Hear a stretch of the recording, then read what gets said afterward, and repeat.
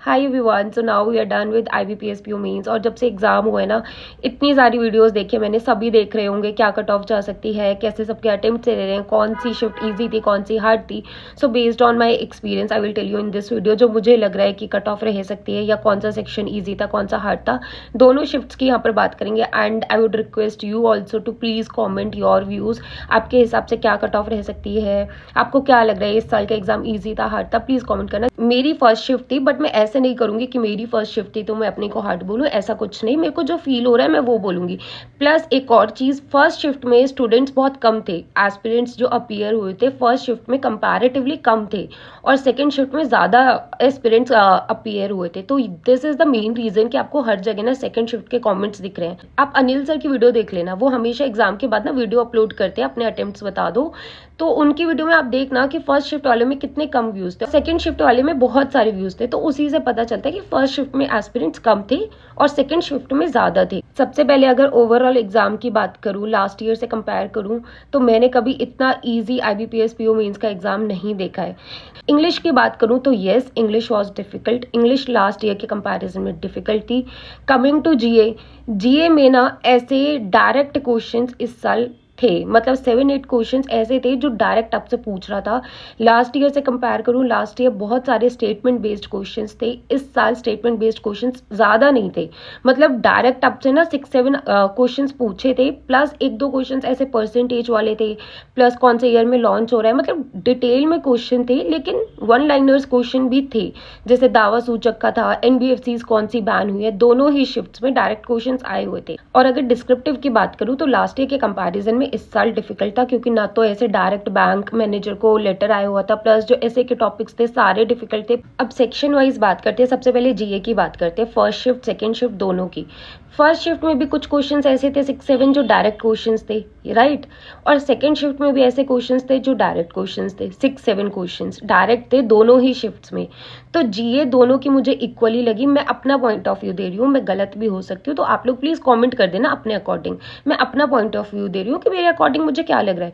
तो जीए दोनों ही शिफ्ट में इक्वल आई हुई थी, किसी की भी डिफिकल्ट किसी की भी ईजी ऐसे नहीं थी। मतलब डिफिकल्ट थी तो दोनों के लिए थी, ईजी थी तो दोनों के लिए थी, क्योंकि दोनों ही शिफ्ट्स में 6-7 क्वेश्चंस ऐसे डायरेक्ट आ रखे थे। एंड यस, जो भी मुझे जीए के सोर्स के लिए पूछता है, you can blindly follow Smartkeeda CA mock drill, वहां से बहुत सारे क्वेश्चंस आते हैं। बैंकिंग PDF मैंने आपको बोला था कि लास्ट मोमेंट पर अगर किसी ने नहीं पढ़ा है तो वो PDF पढ़ जाओ, वहां से भी 6-7 डायरेक्ट क्वेश्चंस आए थे। मैं आपको उसका एनालिसिस ना टेलीग्राम पर भेजूंगी, आप चेक कर लेना। स्मार्टकेडा CA मॉक ड्रिल में होता क्या है कि आप स्मार्ट पॉइंट्स रीड करो प्लस क्विज अटेम्प्ट कर लो, तो उससे आपकी प्रैक्टिस हो जाती है, रिटेन हो जाती है चीजें। प्लस बैंकिंग की PDF के जो स्मार्ट पॉइंट्स है वो एग्जाम से पहले पढ़ लो। तो जीए जो था इस एग्जाम में वो दोनों ही शिफ्ट्स में इक्वल था, किसी में भी हार्ड किसी में भी इजी नहीं था। नाउ कमिंग टू रीजनिंग, मैंने बहुत लोगों से बात भी करी है कि कैसा था सेकंड शिफ्ट और ये सब। फर्स्ट शिफ्ट मेरा खुद का था, तो फर्स्ट शिफ्ट की जो रीजनिंग थी और सेकंड शिफ्ट की जो रीजनिंग थी, कंपेयर अगर करें तो सेकंड शिफ्ट की रीजनिंग इजी थी, क्योंकि उसमें बहुत लोगों ने बहुत अच्छे अच्छे अटेम्प्ट्स करे, मतलब 30+ भी बहुत लोगों ने करे। फर्स्ट शिफ्ट में भी करे हैं 30+ अटेम्प्ट्स, लेकिन कंपैरेटिवली कम लोगों ने करें, और सेकंड शिफ्ट में बहुत सारे लोगों ने 30+ अटेम्प्ट्स करे हैं।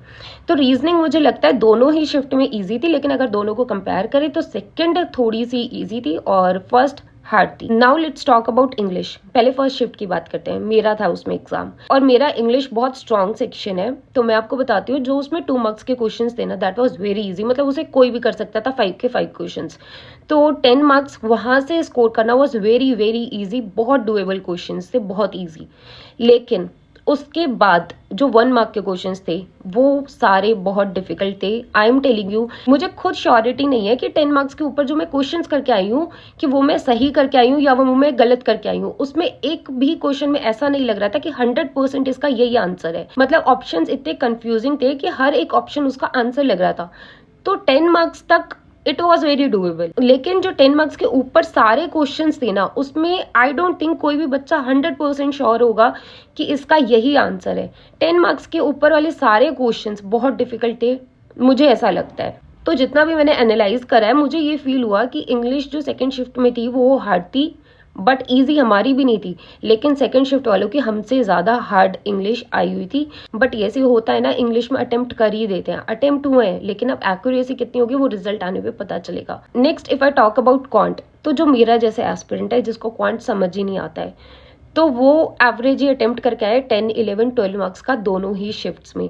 बट येस, जो बहुत प्रो इंसान है क्वांट में, वो बहुत अच्छे भी अटेम्प्ट करके आए। येस, जितना भी मैंने रिसर्च करा है, एनालाइज करा है, मुझे ऐसा लगता है सेकंड शिफ्ट की क्वांट डिफिकल्ट थी, फर्स्ट की ईजी थी।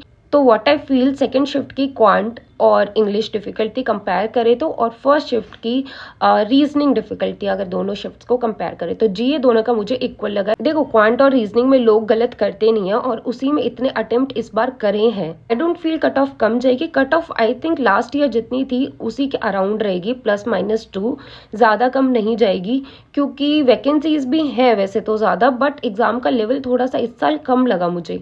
अगर आपको मेरा कोई भी पॉइंट गलत लगा है, आप प्लीज़ कमेंट कर सकते हो, क्योंकि मैंने सिर्फ अपना पॉइंट ऑफ व्यू बताया कि मुझे क्या फील हो रहा है।